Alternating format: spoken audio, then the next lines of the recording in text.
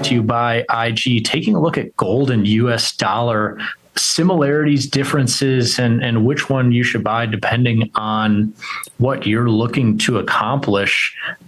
Because here are two markets that are traditionally called flights to quality. But then when you pit the prices against each other, especially the last few years and the last few months in particular, you'd be hard-pressed to find more negatively correlated markets, as the red line there, US dollar ETF, UUP, ascending while gold is descending, and US dollar coming off here in the later part of 2022 and the start of 2023 as gold got back to its highs around $2,000. And then the recent bull run in USD that we've seen the last couple of months coinciding with gold falling from 2K down to 1,800 to 1,900 range. And you might say, well, Frank, traditionally, flights to quality, they appreciate when fear increases.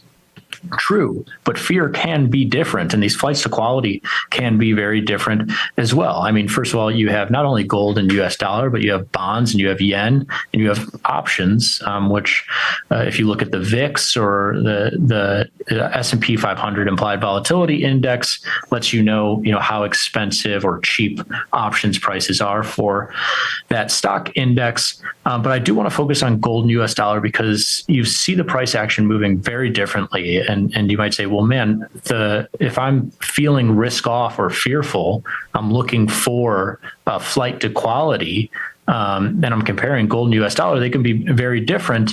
And yeah, we'll break into the types of fear that they convey, and you can see which lines up with yours. But first, it's worth mentioning that gold is a non-interest bearing store of value. Non-interest bearing, very important, especially when you stack that up with bonds that are very directly interest bearing, and then a US dollar market that in a lot of ways will move with US rates, right? And that makes sense. If people are trying to buy bonds, they need to buy US dollars to buy those bonds. And so gold will move inversely sometimes with the interest rate market and the US dollar market, as US dollar kind of gets that knock-on effect of bonds being interest bearing there. But let's now break into a little bit of the difference between gold and US dollar. And it's worth mentioning that gold really feeds on fear.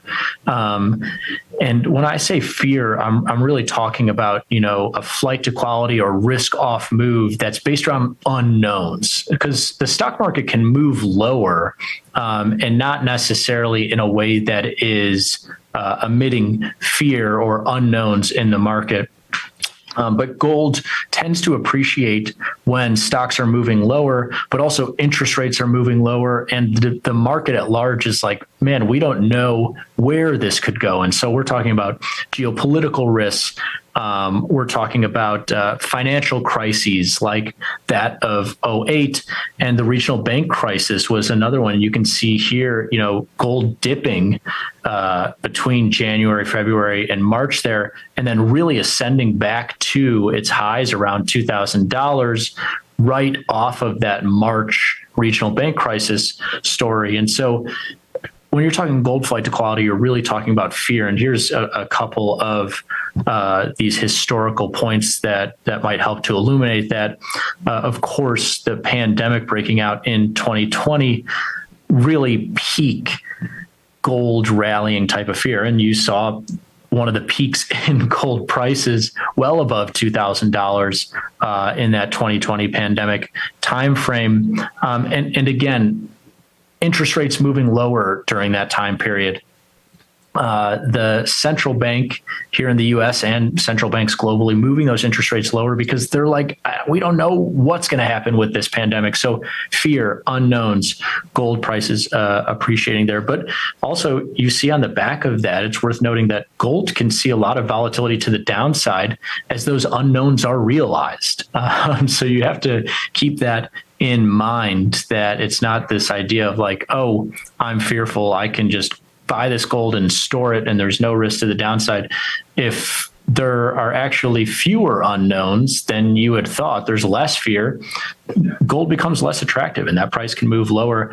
On the US dollar side of things, relative strength of the US, not only its economy, but its interest rates, it can really make this flight to quality attractive in times of global economic strife. And so this is a lot of what we've seen, especially in the last few years, but maybe haven't really seen since decades ago, especially in the 80s, which is, economic fear in the US and abroad, based on too high of inflation. And now a lot of fear of, is inflation and these economic measures, are they moving too low too quickly?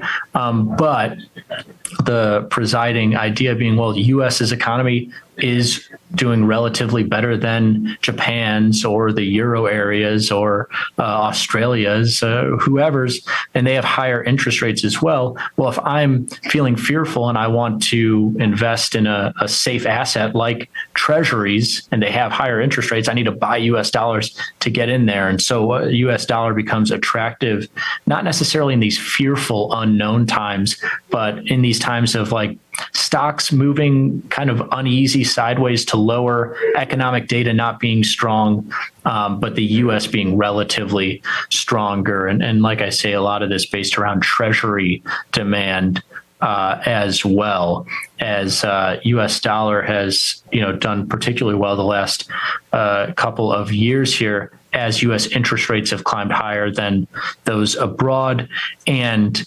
the economic fear coming from poor data in places like China and Japan and Australia and now in parts of the Euro area, not necessarily affecting the US as much. So there you have it, the comparison of dollars to gold. If you're looking for a risk off flight to quality, the pros and cons to each. But keep in mind, if we do trade risk on, there's less fear, or there's, less global economic worries that global economy picks back up. These can see some downside.